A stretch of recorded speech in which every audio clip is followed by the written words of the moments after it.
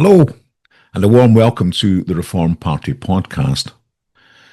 In last May's local elections, Reform UK had outstanding success, and we now have control of round about 10 local authorities. Now, in those local authorities, Zia Youssef has launched a number of Doge teams going through the fine detail of the background to the authority and finding out where the waste is. And so far, they've managed to unearth hundreds of millions of pounds of wasted money. As I've said many times on this podcast, Reform Wirral will not be able to take control of Wirral Borough Council until May of 2027 due to the vagaries of the local election system. But what we can do is be ready for that moment. And by that time, we should know as much as we possibly can about where the waste in Wirral Borough Council lies and what we can do about it. So we have established our own Wirral Doge team. And I'm pleased to say that I'm going to interview two of the team on the podcast today. So a warm welcome to Mark Fleming and James Cunnington.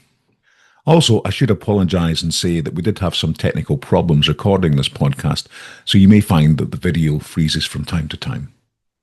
And Mark, could you once again please just explain what the Doge unit actually is?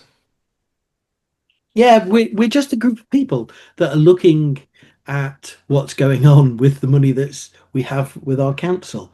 We're from an eclectic group, so they're broad range people, but we have interest and concern about how things are being run, why they're being done in certain ways, are there any benefits from it, who's benefiting, how they're benefiting, and what we can learn from how those things are done for when we get into office. And James, you're in charge of the back end, looking at finding out the secrets that are in the databases, etc. Do you want to talk about your techniques in doing that? Yeah, sure. Well, I've got a long-standing history of being very good with what's now termed as OSINT, which is open source intelligence, and gathering different bits of information from all over the place, and then bringing them together and trying to understand what's going on. And my motivation was always hear about how the Wirral is getting more and more money from government and all this money's being spent, but if you ask anyone on the street, nobody's feeling this benefit. So it's trying to understand where all this money's going, what's it being spent on, and why. So that's been my motivation for all of this. Good. And we're looking at various different areas, aren't we? I mean, the one which has been in the news recently is this Birkenhead regeneration project, which has gone so badly wrong. What have you been able to find out about that? How long have you got? If I start and then I'll hand over to James, yeah, really. But in summary, I think it's been a disaster in terms of the processes around it. Single vendor supplier. They started off with a £3 million over budget point. The monitoring officer had said it was okay just to have one vendor. The audit committee, who I went to the other week, seemed to be totally oblivious to everything or weren't told about it. Very questionable on the processes there. And then when it all came out in the middle of July, it was like, oh yeah, we're over budget. And we also need another 12 million because we spent all the money, done badly, but we still need to finish off. So the whole thing's a debacle from beginning to end. And it's let's be honest, it's public money that's been wasted, it appears, and not managed very well, to say the least. Yeah, well, I was really shocked to find out the Wirral Borough Council actually do have an audit committee. I mean, because if you go around anywhere in Wirral, you just think that there wasn't one. And so that was quite surprising, actually. Yeah, and if you look at, say, the Wirral regeneration, it's this... it's a title for several different funds. So you have things like the Levelling Up Fund, the Birkenhead Town Deal. You also have Future High Streets. And all of these different funds, they have very specific sort of designations. So obviously the High Street is for the High Street. The Levelling Up is for something else, and then the town deal is obviously for something else. They're very sort of vague and names, and you find quite a lot when you look at the way these are being spent, is that they'll have a series of projects that need to be done, and then there'll be some coming from one fund, some coming from another fund, and then it sort of makes it all very complex. But obviously this was set up in the days before AI, so they thought people would just get bored and not really look into it. But I actually found it really fascinating in terms of taking all this information and specifically jigging and like AI rig to decomplexify it and say, right, here's where everything's going, and here's all the different layers in which it's going through. So that's no longer a problem, you see. So that's been obviously a professional challenge as well, and I'm quite proud of that. In regards to Birkenhead regeneration, though, you ask anybody the amount of money. I mean, just the levelling up fund and the town deal fund, 50 million, around 50 million pounds. We've got a population of 325,000 roughly.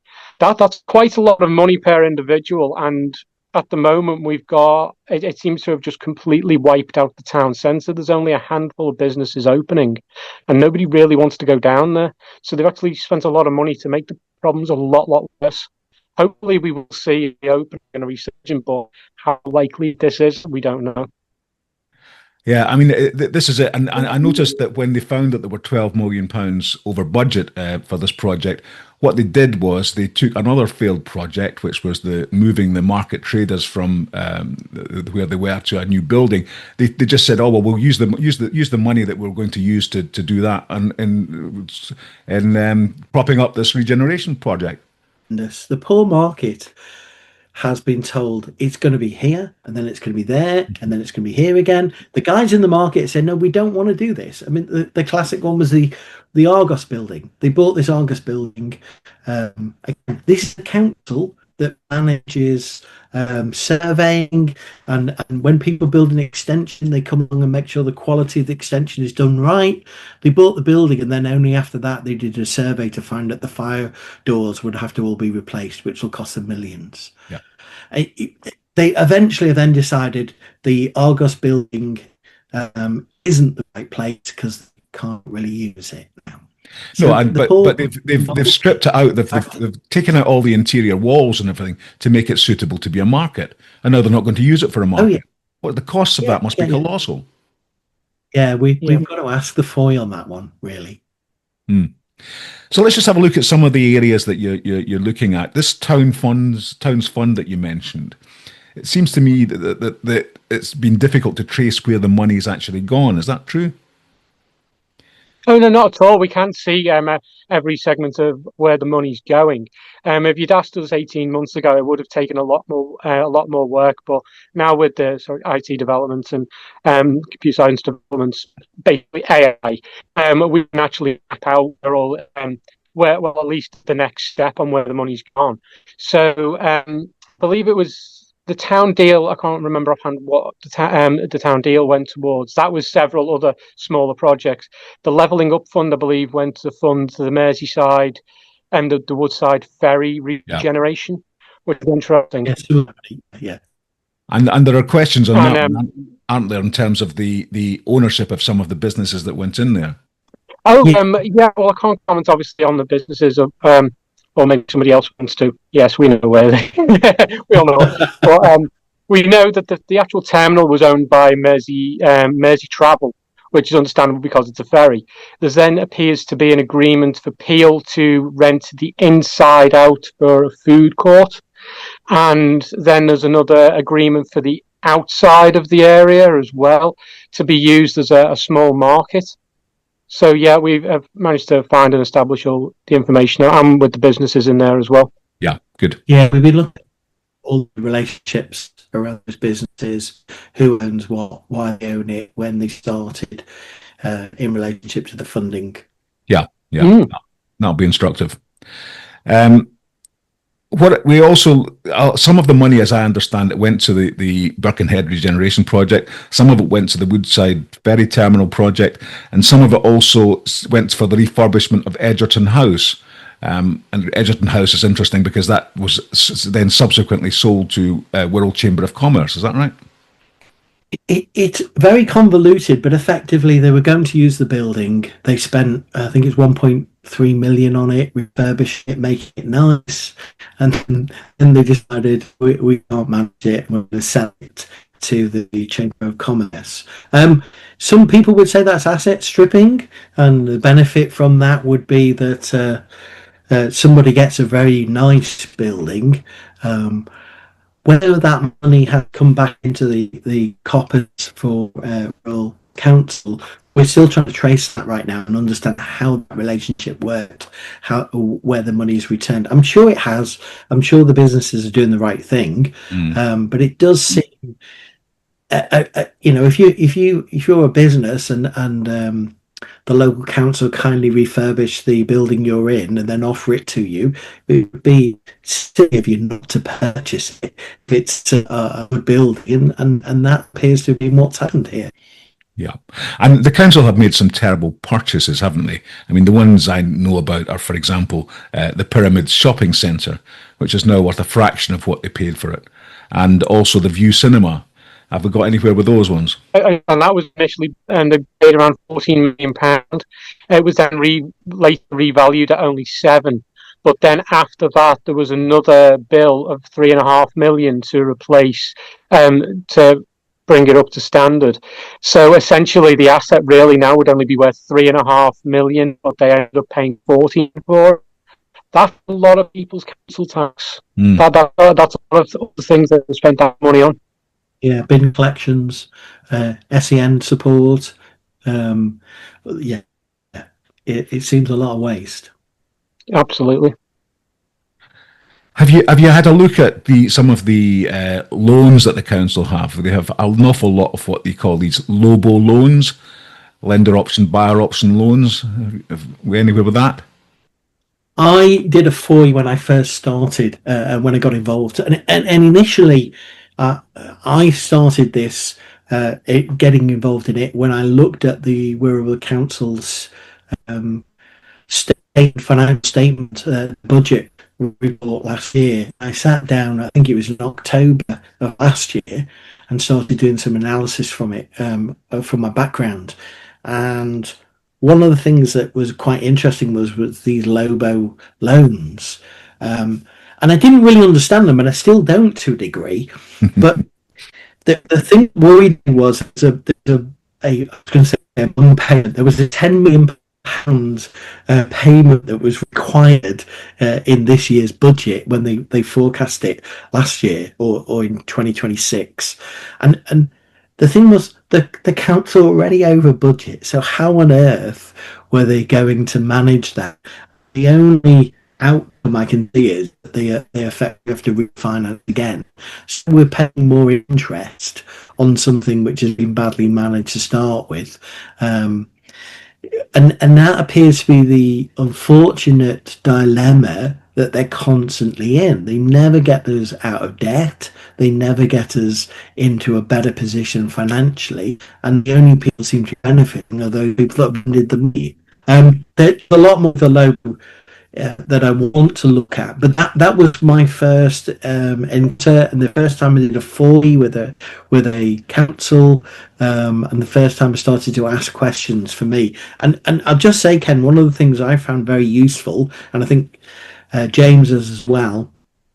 I didn't understand how councils work. I've never really been involved in any of this, and it's only when we started looking and asking questions that we've begun to understand how it works. Badly, how inefficient it is, how much waste we seem to be finding, and as I want to stand as a councillor in the election, I found it useful to begin to understand how this all works together, why things are done in certain ways, how they're done. I think that's going to equip me to be better in the job, and better to be able to make objective observations when I'm there.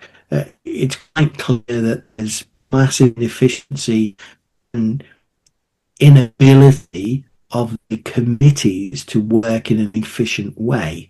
The very fact that the audit committee didn't seem to know anything about the overspend of 3 million when they started the Birkenhead regeneration project, you have to ask yourself, well, what are you fit for if you can't even do the basics? And you have to say to yourself, why are they unable to do that? How come they haven't held anybody to account? Why is the tender process, where it was only one vendor in the process, how come the monitoring office signed off? The audit committee were oblivious to it till the last audit committee meeting, it would appear. These are things that we want to be able to go in when we get elected to start to poke a stick at properly and say, this process isn't right. We want to make it better. We don't want to waste people's money. It isn't about hurling and just causing disruption. This is about understanding why we're in the mess we're in and what we can do that's better. Quite clearly, the guys who are there now seem to be sitting back and complacent. Whether you're a councillor or an employee, it seems, you don't seem to be bothered or concerned about the fact that you're wasting people's money that could be used in a better way. And we want to stop that. It's not right. Sorry, I'm ranting. I don't mean to. But I'm passionate because I'm concerned. I live here. This affects every one of us, and it shouldn't be allowed to continue. Yeah. And James, am I right in saying that you're planning to be one of the 66 councillor candidates in May 2027 as well? Yeah. I'm obviously, I want to become a councillor, and I'm really trying to get to grips with the mechanics of how councils work. And ever since Doge was formed, I've really managed to look into it and go, what on earth are you guys thinking? I mean, we mentioned, we were talking about this earlier, the way our council money should be for the benefit of our area. And you find that a lot of the mechanisms their councils try and do each other's job for them. So you'll have quangos, like the pension fund. The pension fund's mainly managed in Wirral, so we're managing the pension fund for 15 other councils. Yeah, our money's being spent to pay for those employees. Now you get quangos and they're occasionally. You need things like, say, Mersey Travels, for instance. You need. You'll also have other departments like the police, Merseyside Fire Brigade, these cross-regional organisations. That's understandable, but when you start going into like the pension funds and realising how much our personal tax is being paid to solve problems for another council, that's when it becomes ridiculous. And we've seen some of these fangos span all the way across like the north, the west, London. So we're handling problems for other councils, and I don't think that's right. I think the idea when they incepted these organisations was, if we band together, then we might be able to do things cheaper or more efficiently. But what they didn't account for was that when you band things together, yes, you do get benefits of scale, but you also get problems as well. And then those problems are footed by the people of Wirral. So it's starting to answer the question where our money's going, and it's like, right, that's where one of the problems is occurring. And nobody in the council seems to have had the guts to stand up and say, right, this has gone wrong. It's a structural problem. We just need to sort it out. We don't want to take the risk of being put the head above the parapet. And if they change something, then and it goes wrong, then they would be, it would be on their head, not. So there's this sort of culture of, well, I'll just go with the flow. It's not my problem. And I'm right in saying that Reform World Doge has now got a bit of a public perspective. I mean, I've heard it mentioned a couple of times in the council chamber at council meetings. And the other thing that's happened is that with that, we've started to get a number of whistleblowers coming to us with stories, haven't we? Yes.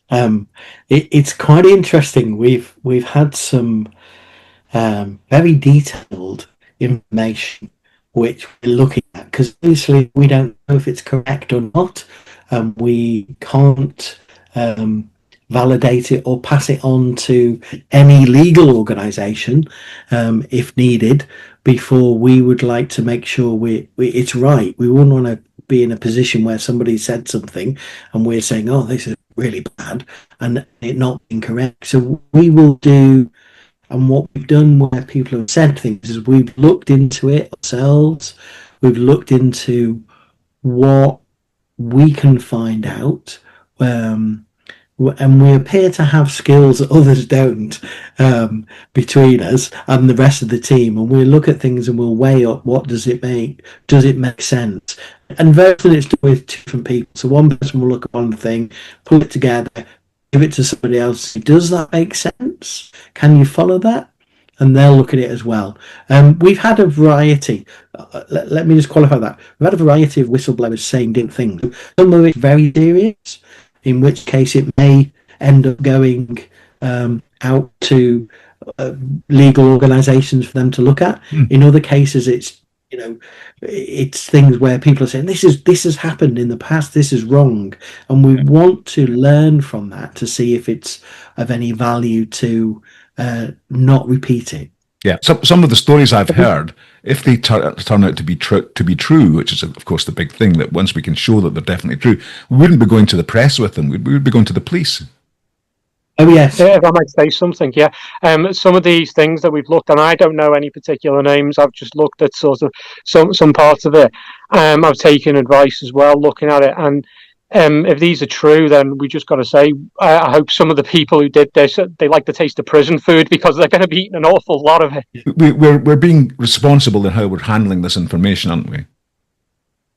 Yeah, very much so. We're very careful in what information we share, how we share it, what it means, how we look at it, and we don't allow it to be shared broadly or across more than enough people. Again, because it's reputational. It's reputational in the sense of somebody may say, well, this has happened in the organisation, in we're a council. So we want to make sure we can see that. If it's a money trail, can we see the money trail? It's a question of organisational structure or individuals in the organisation. Can we demonstrate that person was in the position when somebody said they were doing this?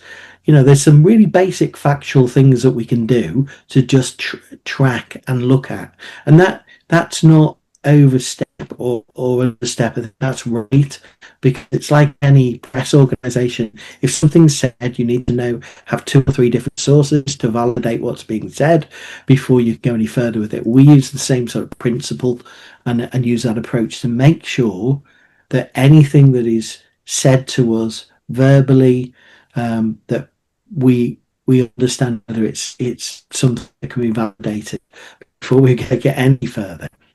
Well, look, that's great. I mean, I think what we'll do is I'll put up at the end of this video our contact details. So if there's any whistleblowers out there who watch this, they'll have the contact details and they can contact us.